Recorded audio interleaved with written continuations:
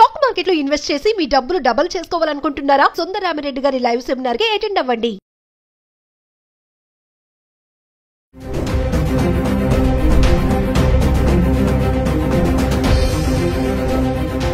Hi hello నమస్తే, welcome back to Suman tea. ప్రస్తుతం మనతో పాటు ఉన్నారు పబ్లిక్ స్పీకర్ రజనీ రమ గారు.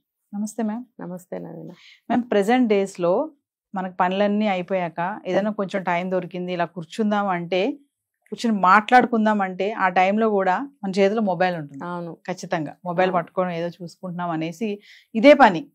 అంటే ఒక్కరోజు కూడా ఆ మొబైల్ని మనం పక్కన పెట్టి ఉండలేమా? ఈ మధ్య కాలంలో ఈ జనరేషన్లో వైఫ్ అండ్ హస్బెండ్ రిలేషన్స్ చూసుకుంటే, మ్యారేజ్ అయ్యాక పెళ్లి ఆల్బమ్ ఉంటుంది చూసారా, అది వచ్చే లోపే డైవర్స్ అయిపోతున్నాయి కొంతమందికి.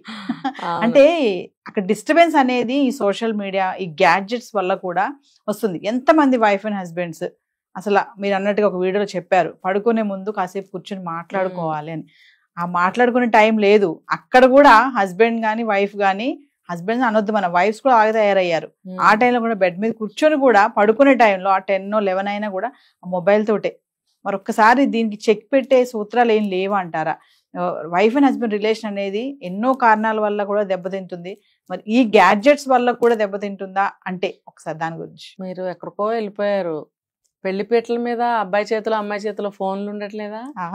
నిమిషానికి ఒకసారి చూడట్లేదా? చూస్తున్నారు. పెళ్లి జరిగేటప్పుడు కూడా ఏంటండి, ఒకరినొకరు చూసుకోవాలి కదా. ఇప్పుడు పాపం ఒక నిమిషం కావాలి పక్కన పెడతారు జీలకర్ర బెల్లం పెట్టినప్పుడు, లేకపోతే అక్కడ కూడా పట్టుకుంటారు. ఎందుకంటే పంతులు చెప్తారు, జీలకర్ర బెల్లం పెట్టినప్పుడు తెర ఒకటి అడ్డం పెడతారు. ఆ తెర తీయంగానే చూపులు కళ్ళు కలిపి చూసుకోమంటారు. చూపులు కలిసిన శుభవేళ అంటారు దాన్ని. అంటే అది ఆచారం పాతది. ఇప్పుడు పెళ్లికి ముందే లవ్వులు చేసుకుంటుంటే ఇంకా తొలి చూపులు ఏంటి, లేకపోతే చూపులు కలిసిన శుభవేళ ఏంటి, అదేం కాదు. సాంప్రదాయాన్ని పోగొట్టకూడదని అది ఒకటి ఏర్పాటు చేస్తారు. అసలు అర్థం అప్పుడు చూసుకోవాలి అని. అలా చూసుకోవడం వల్ల కళ్ళు కమ్యూనికేట్ చేస్తాయి వాళ్ళ భావాల్ని, వాళ్ళ మనసులో ఉన్న ఉద్దేశాలని కూడా. ఇప్పుడు అది లేకుండా పెళ్లి పీటల మీద నిమిషానికి ఒకసారి సెల్ ఫోన్ చూస్తారు.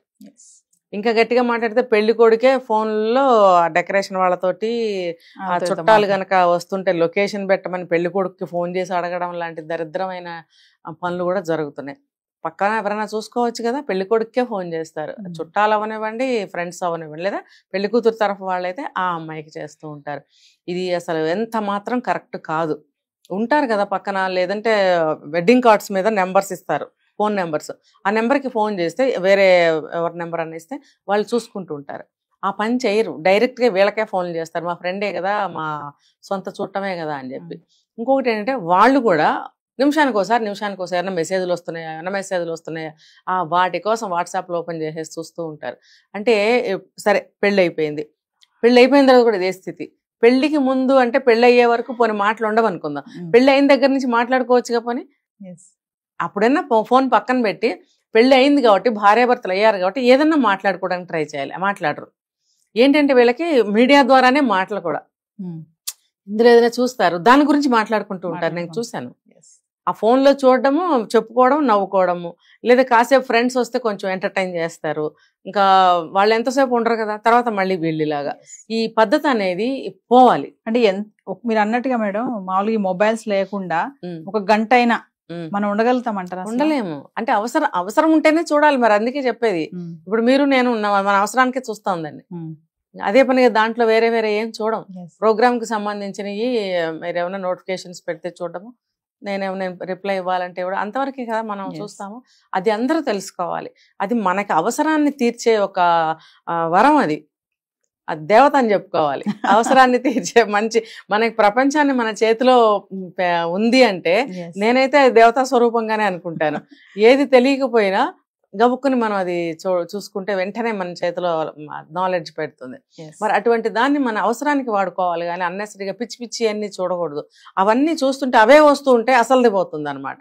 అందుకని మనం మంచియే చూస్తూ అవసరానికి అవే చూస్తే అవే వస్తూ ఉంటాయి. మనకి నాలెడ్జ్ని పెంచుకోవచ్చు. ఈ వీటి వల్ల ఏంటంటే గొడవలు వీటి వల్లే వస్తున్నాయి కుటుంబాల్లో. ఏ రిలేషన్ అన్న భార్యాభర్తల వయసు కూడా లేదండి.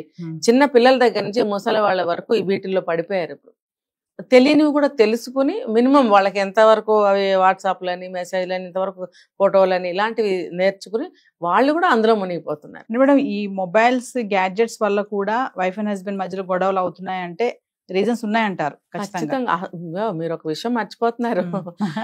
ఇప్పుడు వచ్చే గొడవలు కంప్లీట్ గా ఆ పాతకాలంలో వచ్చే గొడవలు లాంటివి కానే కాదు, ఇలాంటివే. పాతకాలంలో గొడవలు మామూలుగా కుటుంబం గురించి కానీ, భర్త చెడు తిరుగుళ్ళు తిరిగినా, భార్య తప్పులు చేసినా, పిల్లల గొడవలు వచ్చినా, చుట్టాల గొడవలు వచ్చినా వాటి గురించి ఉండేవి గొడవలు.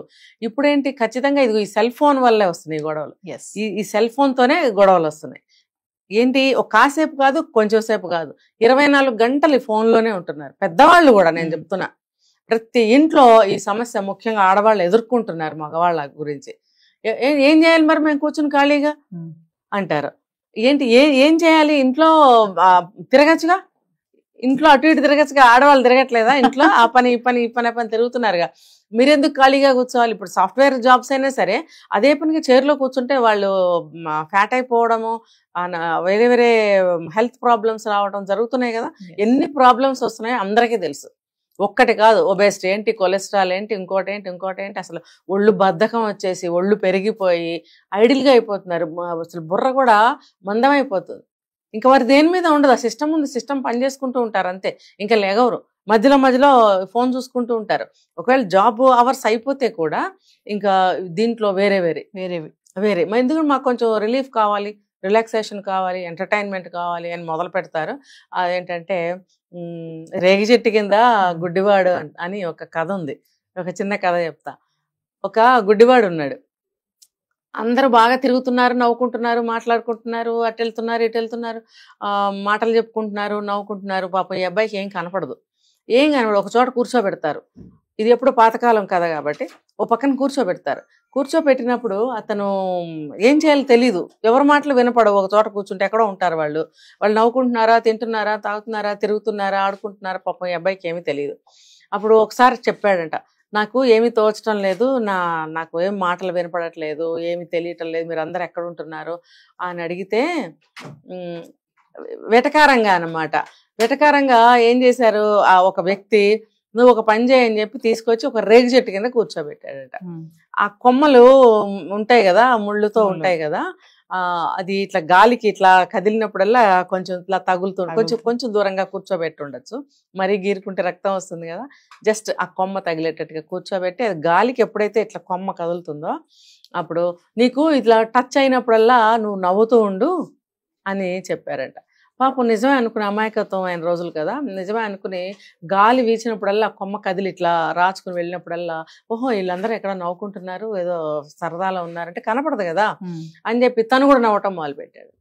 అలా ఎంతోసేపు అనమాట. అంటే ఆ భ్రమ ఆ మాయాలో ఉంచేసి వీళ్ళ పని వీళ్ళు. అలాగా వీళ్ళు కూడా ఏంటంటే ఒక్కట్లే సెల్ ఫోన్ పెట్టేసుకుని ఇలాగా రేగి చెట్టు కింద గుడ్డివాళ్ళలాగా నవ్వుకుంటూ ఉంటారు.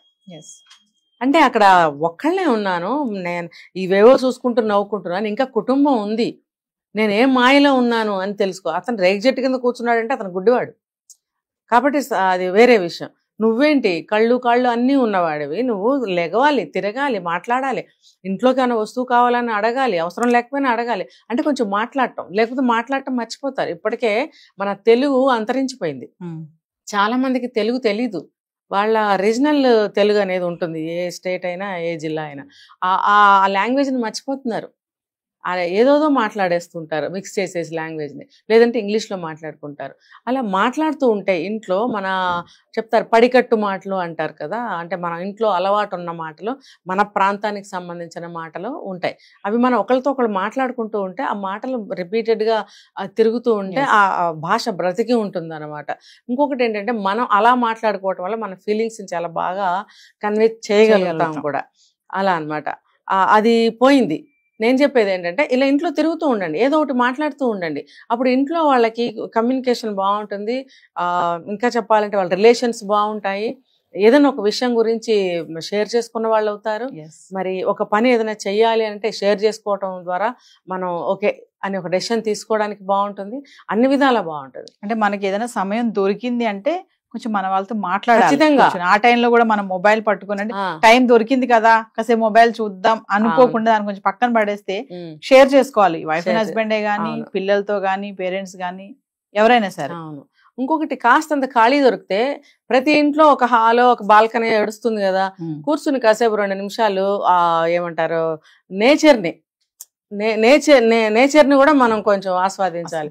అది ఎండ అవనివ్వండి, వేడి అవనండి, చల్ల అవనివ్వండి, వర్షం అవనండి, కాసేపు కూర్చుంటే అది ఏంటంటే ప్రశాంతమైనటువంటి ఒక ఫీలింగ్ బ్రెయిన్లోకి వెళ్తుంది. ఎండాకాలం అయినా సరే ఏముంది, కూర్చోండి ఇద్దరు కాసేపు ఎక్కడో చోట కూర్చోండి, ఇంట్లోనో బాల్కనీలో కూర్చొని ఒక 15 నిమిషాలు 20 నిమిషాలు కూర్చోండి. ఏదో ఒకటి ఎవరో ఒకరు కనిపిస్తుంటారు, 2 మాటలు అలా మాట్లాడుకోవచ్చు కదా. ఇంట్లోనే ఆ సిస్టమ్ దగ్గర ఒకళ్ళు, ఈ సెల్ ఫోన్ దగ్గర ఒకళ్ళు, పొయ్యి దగ్గర ఒకళ్ళు అలా మగ్గిపోతే వాళ్ళ ప్రపంచం ఏం ఉండదండి. అసలు మనకి మన మానసికమైనటువంటి భావాలు కట్ అయిపోతాయి, తర్వాత మన ఆలోచనలు కట్ అయిపోతాయి, సంబంధాలు కట్ అయిపోతాయి, అన్నిటికీ రీజన్ అన్నమాట అది. ఇప్పుడు మొన్న ఒక జోక్ కూడా మనం చూసాం ఒక చోట, భర్త ఎప్పుడు చూసినా సెల్ ఫోన్ చూస్తున్నాడు అని చెప్పి లాక్కుని టీవీకి వేసి కొట్టింది, 2 పోయాయి. అంటే అడుగుతుంది ఎంతసేపటికి మాట్లాడి, ఇంకొక ఆవిడ ఆ సిస్టమ్ తీసుకెళ్లి అవతల బారేస్తే అప్పుడు కానీ లేచి రాలేదు. అంటే ఆ భార్యకి ఎందుకు కోపం వస్తుంది, ఆ వచ్చిన కోపంలో రీజన్ ఉందా లేదా, న్యాయం ఉందా లేదా అని ఆలోచించగలగాలి. నా ల్యాప్టాప్ తీసేస్తావా, నా ఫోన్ తీసేస్తావా అని చెప్పి తిరగబడి కొట్టడం, లేకపోతే హత్యలకు వెళ్ళిపోతున్నాయి అలాంటి కోపాలు. ఇవన్నీ కాదు, ఎవరికి వాళ్ళు అర్థం చేసుకోండి. సిస్టమ్ దగ్గర ఎంతసేపు ఉండాలి, సెల్ ఫోన్తో ఎంతసేపు ఉండాలి, ఇంట్లో వ్యక్తులతో ఎంతసేపు, భార్యే కాదండి ఫ్యామిలీ ఉండదా, పిల్లలు ఉండరా, పిల్లలు ఇంతోళ్ళు ఉండొచ్చు అంతోళ్ళు ఉండొచ్చు, డిగ్రీలకు వచ్చిన వాళ్ళు ఉండొచ్చు. మరి ఫ్యామిలీ అయిన తర్వాత ఎలా ఉండాలి బాండ్, నలుగురు చేతిలో 4 ఫోన్లు ఉంటాయి. నేను ఈరోజు మార్నింగే చూశాను, మా ఇంటి పక్కనే ఎక్కారు కారు, ఎక్కి ఇంకా ఇంత దూరం కూడా రాలేదు, ఒక 10 అడుగులు, అక్కడ ఒక 7-8 ఏళ్ల పిల్లాడు కూర్చున్నాడు ఫ్రంట్ సీట్లో. అక్కడ ఇల్లు ఎంత దూరం ఉందంటే రోడ్డు మీదకి వచ్చి ఇంకా 1/2 సెకండ్ కూడా కాలేదు, సెల్ ఫోన్ ఓపెన్ చేసేసి చూసేస్తున్నాడు. పక్కనే ఫాదర్ ఉండొచ్చు డ్రైవింగ్ సీట్ లో. మరి ఎందుకు ఎలా చేస్తున్నారు? ఆ పిల్లాన్ని రోడ్డు మీద చూడరా బాబు, ఆ ట్రీ చూడు, ట్రీ మీద ఫ్లవర్స్ చూడు, లేదా పక్షులు ఉంటాయి చూడు, రోడ్డు మీద కుక్క ఏదో కనిపిస్తుంది చూడు, పిల్లి కనిపిస్తుంది చూడు, అక్కడ టెంపుల్ ఉంది, పూజారి వస్తున్నారు, అవన్నీ వాతావరణంలో ఉండేవి, అవన్నీ కూడా ప్రకృతిలో. అవన్నీ ఎందుకు చూడమని ఎందుకు చెప్పరు? ఒక లాక్కుని జేబులో పెట్టుకోలేడు ఆయన, ఫోన్ ఎందుకు ఇచ్చినట్టు? ఇంత పిల్లల దగ్గర నుంచి పెద్ద పిల్లల వరకు ఎంతమంది ఉంటాయి ఇంట్లో, అంతమంది చేతిలో సెల్ ఫోన్లు, ఇవి స్మార్ట్ ఫోన్లు ఉంటున్నాయండి, మామూలు ఫోన్లు కావు. మరి ఎవరి ప్రపంచం వాళ్ళు, ఎవరికి కావాల్సిన వాళ్ళు చూసుకుంటాడు. టైంకి ఇది మాత్రం ఎక్కడి నుంచి వస్తుంది అంటే, ఇంట్లో భార్య మాత్రం వెళ్ళి వండాలి, ఆవిడ కూడా తూతు మంత్రంగా వంట చేసేసి గవా ఫోన్ చూసుకుంటుంది. దీనివల్ల ఏమవుతుందంటే మానవ సంబంధాలు, కుటుంబ సంబంధాలు తెగిపోతాయి. తర్వాత మానసికంగా వాళ్ళు కుంగిపోతూ ఉంటారు, ప్రేమలకి నోచుకోరు, వ్యవహారాలు నాశనం అయిపోతాయి, అన్ని ఆర్టిఫిషియల్ గా జరిగిపోతుంటాయి, అంతే మెకానికల్ గా. Thank you.